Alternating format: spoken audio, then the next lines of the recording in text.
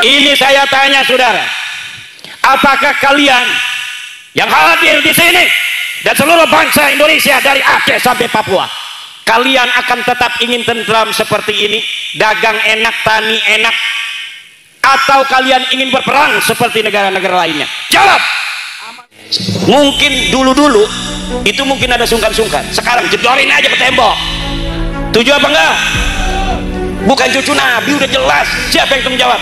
Imaduddin Usman Al-Bantani, putra Nusantara asli, yang akan bertanggung jawab di hadapan Allah Subhanahu wa taala bahwa habaib itu bukan keturunan baginda Nabi besar Muhammad sallallahu alaihi wasallam. Kalau begitu, siapkah kita berjuang menjaga marwah leluhur kita? Siap. Menjaga setiap jengkal tanah Indonesia ini? Siap. Siapkah saudara-saudara Laskar Sabilillah bantu Prabowo, bantu Gibran untuk menjaga bangsa dan negara Indonesia ini? Siap. Siapkah kalian kalau negara kekurangan tentara, kemudian kalian dijadikan tentara paling depan, ditembak paling dahulu kalah? Siap.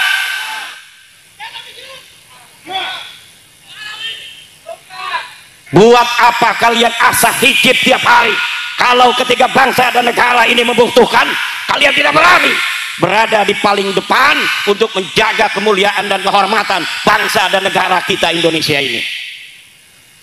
Tidak ada artinya kita hidup tanpa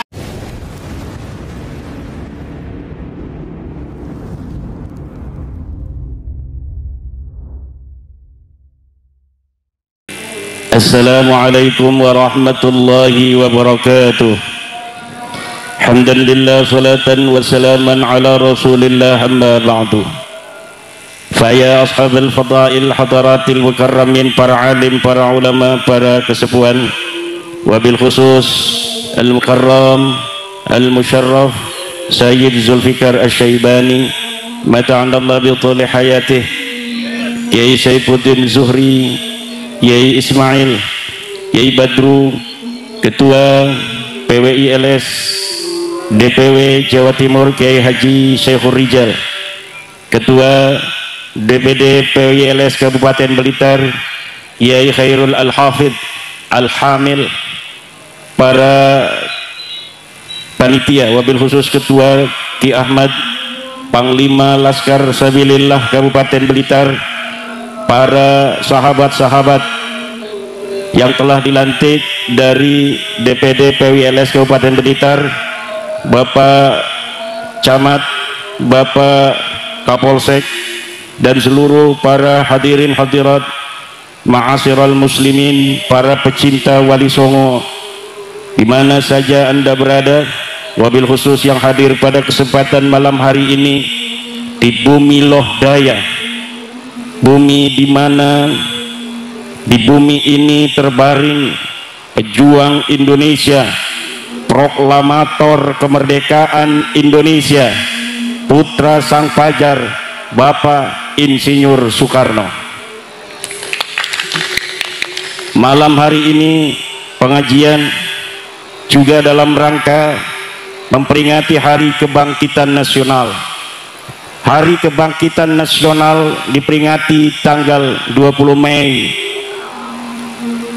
Pada hari itu, pada tahun 1908, terbentuklah Budi Utomo.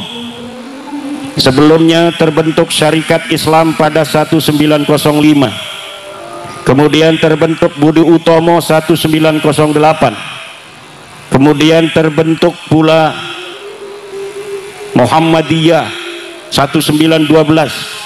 Kemudian terbentuk Nahdlatul Ulama 1926 dalam rangka menyongsong kemerdekaan 1945. Tidak ujuk-ujuk 1945 lahir, kecuali sebelumnya ada kebangkitan nasional, kebangkitan dari seluruh putra-putri Indonesia. Apa itu kebangkitan nasional? Adalah kesadaran bahwa hari ini kita dijajah, kesadaran bahwa masa lalu kita adalah bangsa besar, kesadaran leluhur kita adalah para raja-raja agung, kesadaran bahwa Nusantara adalah peradaban tua di dunia, kemudian dikikis habis oleh para penjajah, kemudian menjadi jajahan puluhan tahun bahkan ratusan.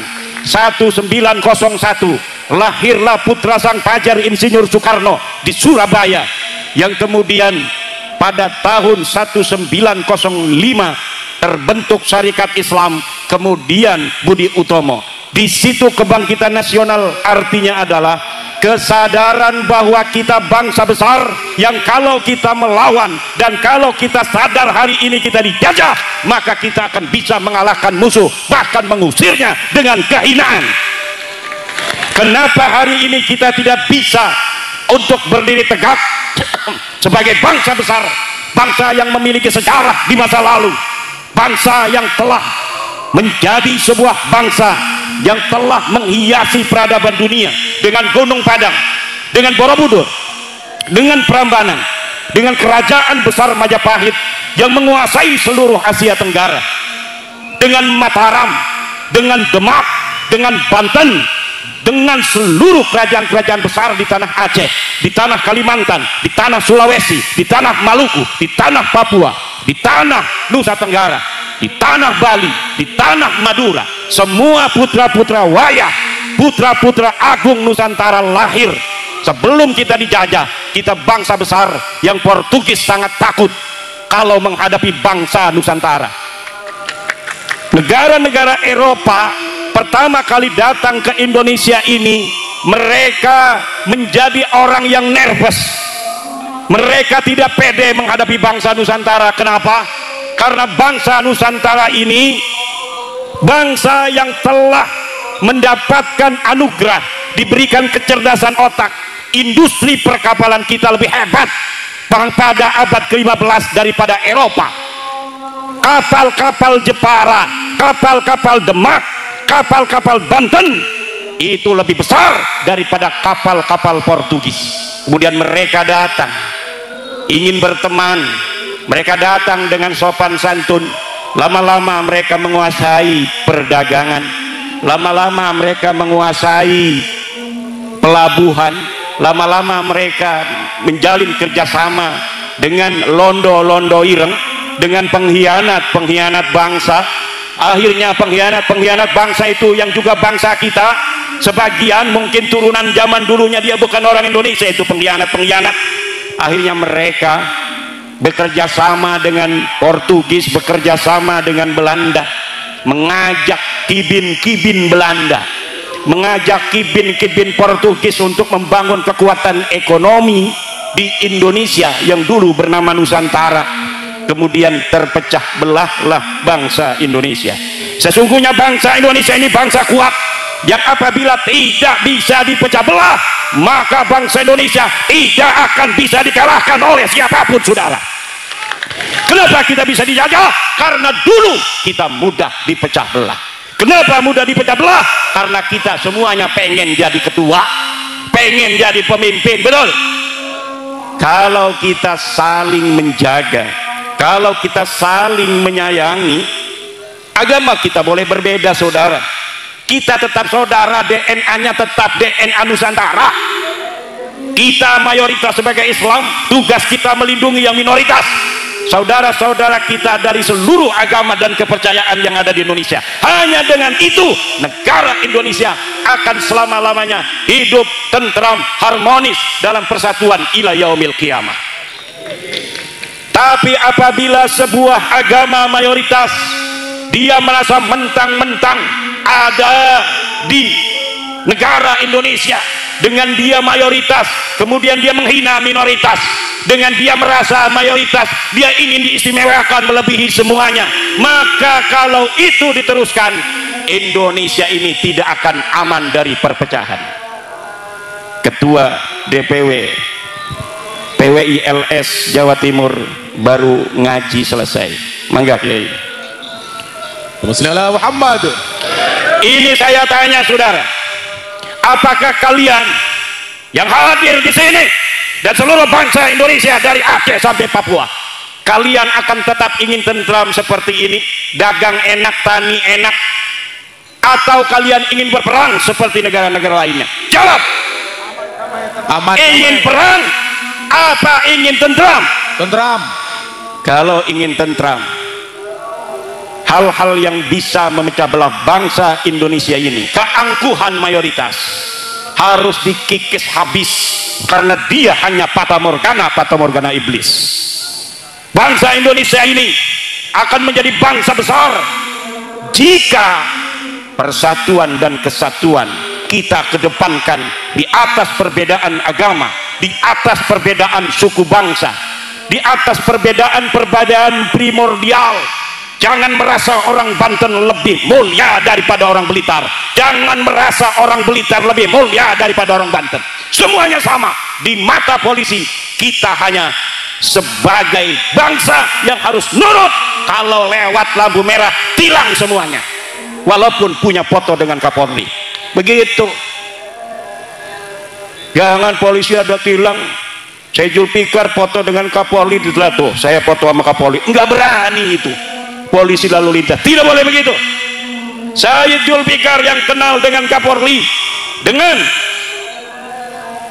para laskar sabilillah yang fotonya dengan saya, di mata hukum semuanya sama, betul? Tidak boleh saya Zulfikar yang punya foto dengan Kapolri dan laskar sabilillah yang foto punya dengan Imaduddin Usman saja kemudian ditilang. Ini nih ada Imaduddinnya, tilang ini dengan Kapolri, tidak bisa ditilang, tidak bisa. Di mata hukum negara kesatuan Republik Indonesia, dia yang berpangkat tinggi, dia yang DPR, dia yang menteri, dia yang camat, dia yang bupati, dia yang guru ngaji, dia yang laskar, dia yang polisi. Kalau dia melanggar lampu merah, maka dia harus ditilang.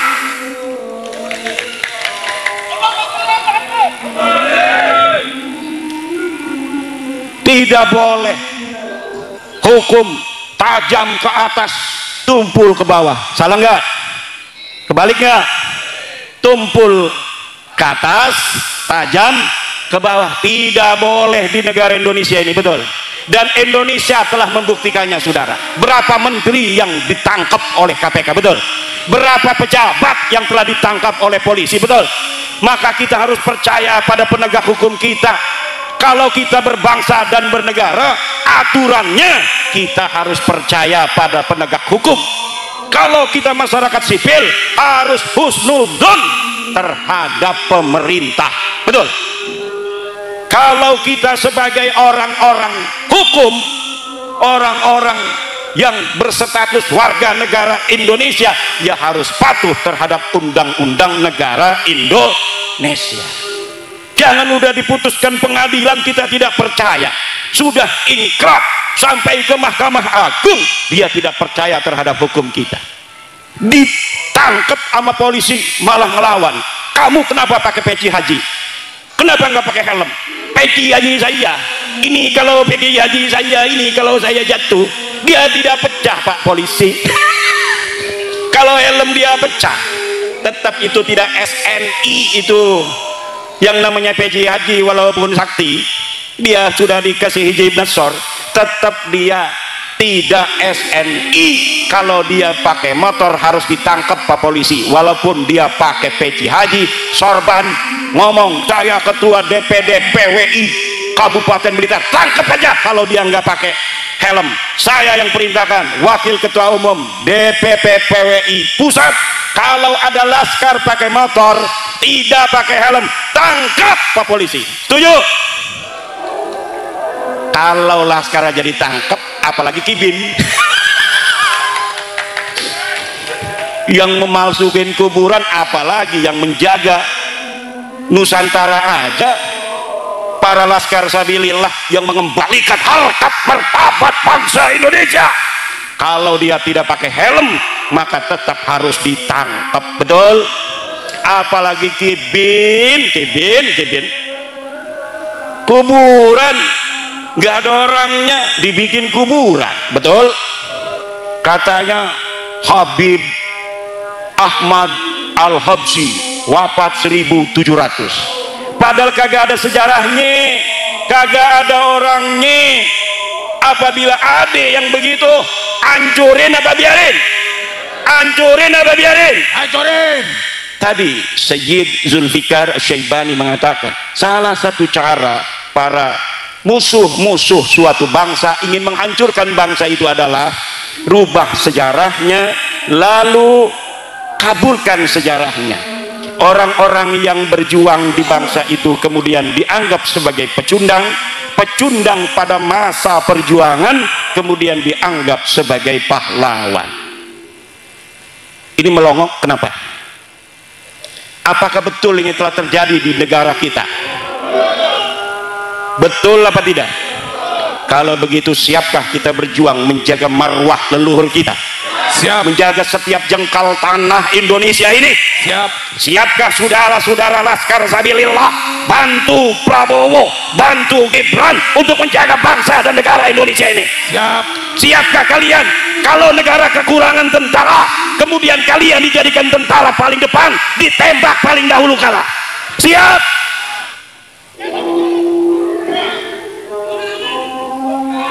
Buat apa kalian asah hijib tiap hari kalau ketika bangsa dan negara ini membutuhkan, kalian tidak berani berada di paling depan untuk menjaga kemuliaan dan kehormatan bangsa dan negara kita Indonesia ini?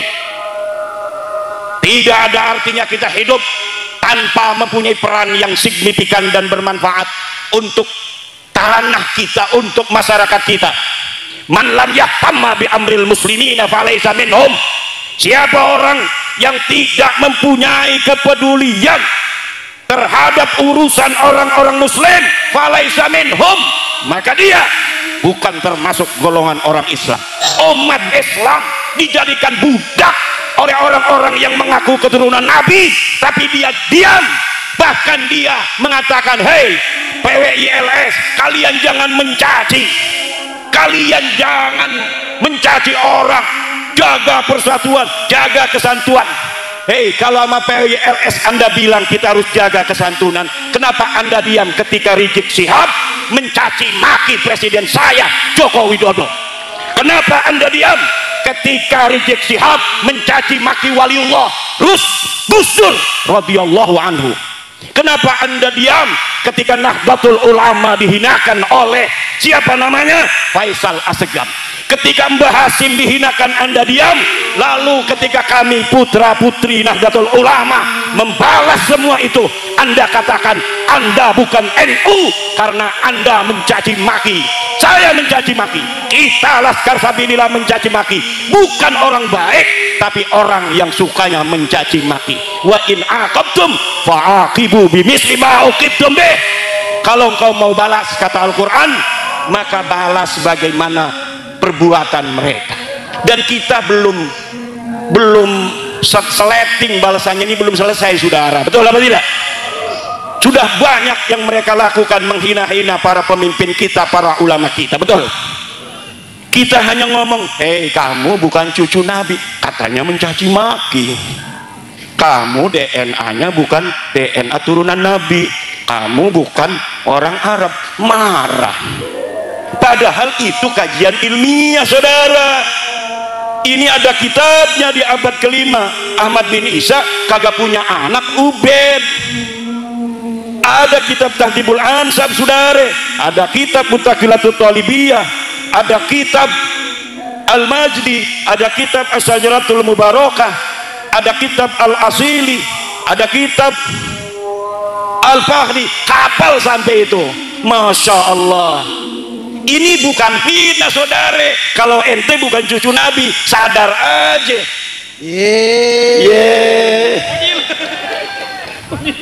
Kita kalau ngomong ini nggak ada datanya, nggak biasa. Turunan Wali Songo, bangsa Indonesia berbohong, saudara, nggak biasa. Kita bangsa Indonesia turunan para raja mulia-mulia, para wali, para orang-orang yang bikin Borobudur. Kita orang-orang mulia, tidak biasa berbohong, tidak bisa mencaci sebenarnya. Tapi karena lu mencaci, maka gue caci lu. Kenapa lu mencaci gua diam, gua caci lu marah? Gimana urusannya ini? Ngajak-ngajak perang sama cucu panglima perang, aneh apa kagak? Ngajak perang sama cucu pahlawan nasional panglima perang, aneh apa kagak? Aneh apa kagak? Yang nantang perang cucu panglima perang? Bukan.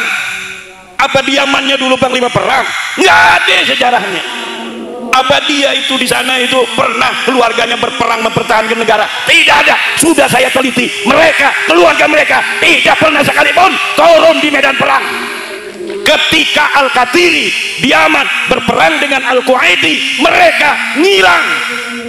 Ketika merdeka Indonesia, setelah sebelumnya kita bangkit sebagai bangsa Indonesia, mempunyai kesadaran bahwa kita sedang dijajah, lahir Budi Utomo, lahir Sarekat Islam, lahir Muhammadiyah, lahir Nahdlatul Ulama, Sumpah Pemuda 1928. Kita sebagai bangsa Indonesia bersatu, satu bangsa, bangsa Indonesia, satu bahasa, bahasa Indonesia, satu negara, negara Indonesia. Eluh ada di mana? Eluh ada di mana? Kagak ada, saudara. 1945 Surabaya berkobar. Di Ampel itu banyak itu Belawi. Apa ada satupun yang kemudian terdeteksi bahwa dari ribuan mayat-mayat putra putri Surabaya, putra putri Blitar, Tulung Agung, itu Kediri, Tuban, apa di situ ada yang mukanya mirip India? Kagak ada. Yang ada putra putri Surabaya yang meregang nyawa demi bangsa dan negaranya. Yang ada adalah putra putri Banyuwangi, Bojonegoro, Tulung Agung, Blitar, Kediri, dan lain sebagainya di Jawa Timur.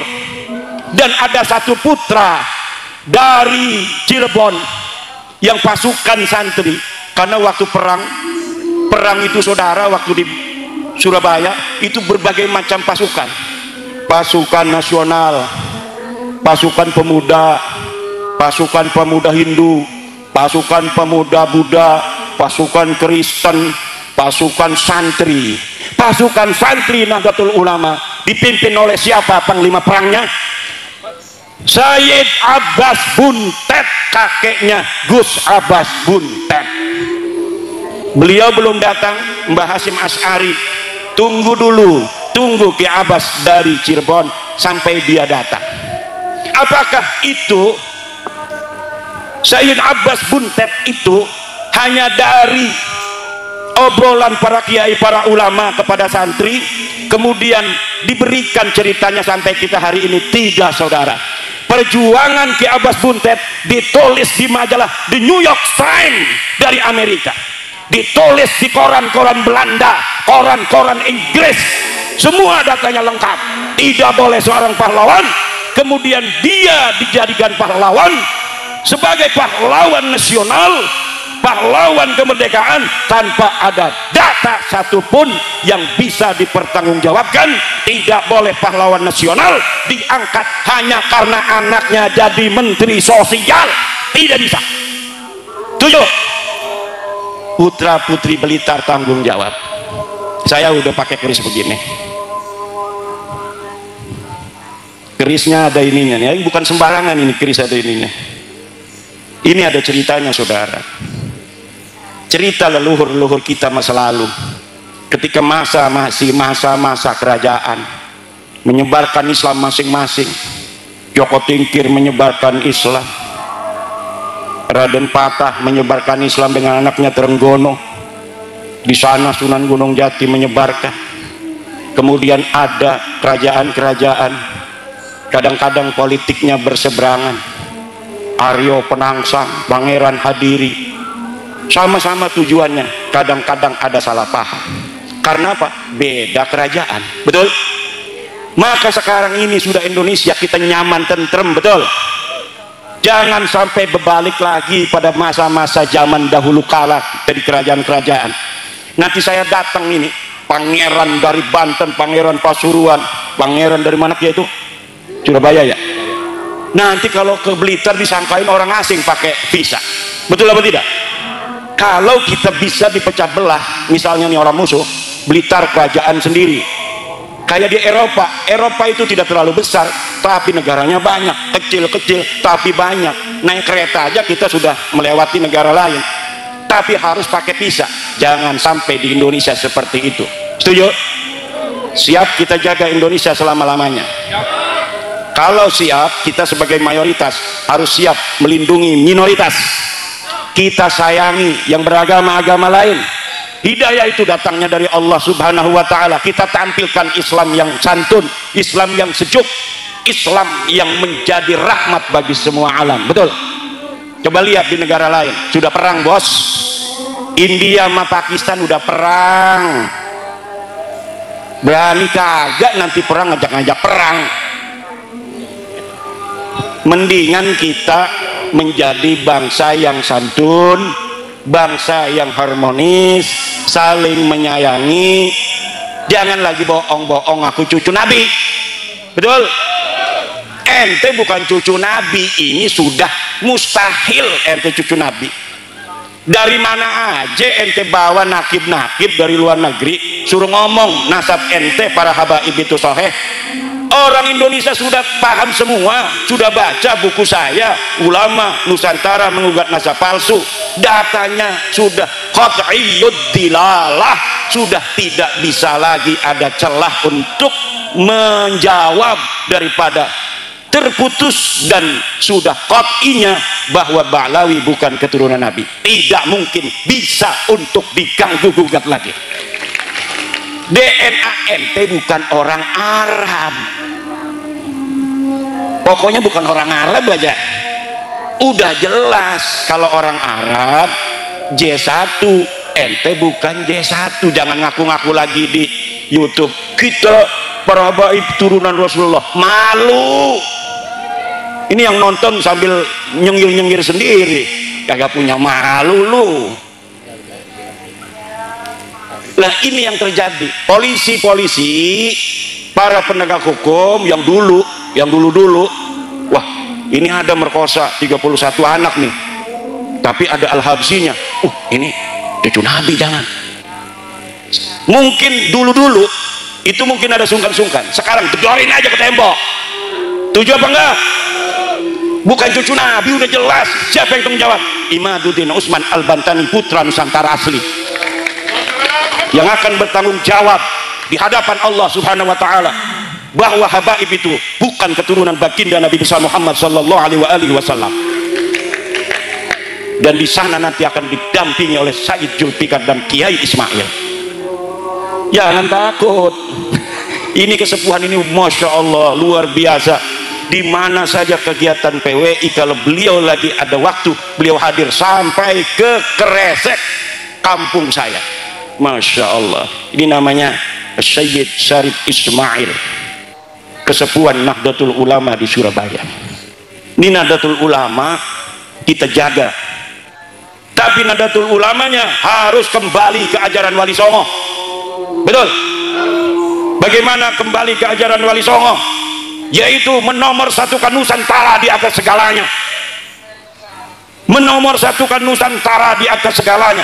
Semuanya yang harus dilakukan Nahdlatul Ulama adalah demi sebesar-besar tegaknya persatuan dan kemuliaan bangsa Indonesia. Jangan biarkan warga Nahdlatul Ulama dijadikan budak oleh bangsa lainnya. Jangan jadikan warga Nahdlatul Ulama seperti ayam yang dilemparkan ke mulut buaya. Kenal Kiai Syukran Makmun? Jawab yang keras. Kenal Kiai Syukran Makmun? Kata Kiai Syukran Makmun, kalau ada yang mengaku cucu Nabi, kita muliakan walaupun dia bohong. Kata Kiai Syukran Makmun, karena apa? Karena bohongnya itu urusan dia di hadapan Allah. Tapi dengan dia mengaku cucu Nabi, kemudian kita muliakan, niat kita memuliakan Nabi, kita tetap dapat pahala. Ini walaupun mungkin ada benarnya sedikit, walaupun ada benarnya sedikit, yang banyak itu salah dan pembodohan umat. Karena ini sama saja melemparkan ayam di mulut buaya yang sedang menganga. Betul apa tidak? Udah tahu buaya dilemparin ayam, dimakan. Ini kalau misalnya warga-warga umat Islam, kiainya ngomong begitu, nanti umatnya ini jadi salah tingkah, bahkan salah kaprah. Kalau dia bisa masih memilah, tapi kalau umat kalau sudah dengar begitu, kalau dia mungkin saja tidak akan didawir, tapi kalau di bawah mereka berani mendawir. Betul apa tidak? Kenapa? Karena kata-kata menghormati bagi mereka artinya dawir. Kata-kata menghormati bagi mereka adalah budak. Dan kita bukan budak, kita turunan raja. Ente turunan siapa? Turunan saya, leluhur saya adalah Raden Wijaya, penguasa dari Majapahit. Ente turunan siapa? Ane turunan Prabu Siliwangi. Ada batunya, batu tulis, jelas sanadnya, jelas dalilnya, jelas datanya. Ente turunan siapa? Pak Mukodam. Mana datanya Pak Mukodam pernah dilahirkan di atas dunia? Kagak ada. Tapi wajib dihusnudon. Nggak mau kita. Nggak ada datanya, kita wajib husnudon. Kita bangsa Indonesia, bangsa besar, kebangkitan nasional 20 Mei, jaga seluruh bangsa Indonesia, kita jaga pemimpin-pemimpin kita. Tidak boleh lagi hari ini sampai masa depan ada orang bukan putra Nusantara berani mencaci maki presiden dan wakil presiden kita. Setuju? Kenapa? Karena kemuliaan presiden dan wakil presiden adalah kemuliaan kita sebagai bangsa dan negara. Sengaja itu mereka membuat pemimpin-pemimpin kita hina dina agar di mata orang-orang awam hanya mereka yang dianggap mulia. Mulai saat ini kita jaga kiai-kiai kita, kita jaga pemimpin-pemimpin kita, kita jaga presiden kita, kita jaga daripada menteri-menteri kita, polisi kita, tentara kita. Jangan sampai orang-orang yang bukan putra-putri Nusantara numpang hidup di Nusantara, kemudian mereka menginjak harkat martabat saudara-saudara kita yang diberikan oleh Allah amanah sebagai pemimpin-pemimpin kita. Wallahu huwal muwaffiqu ila aqwami thariqin. Wassalamualaikum warahmatullahi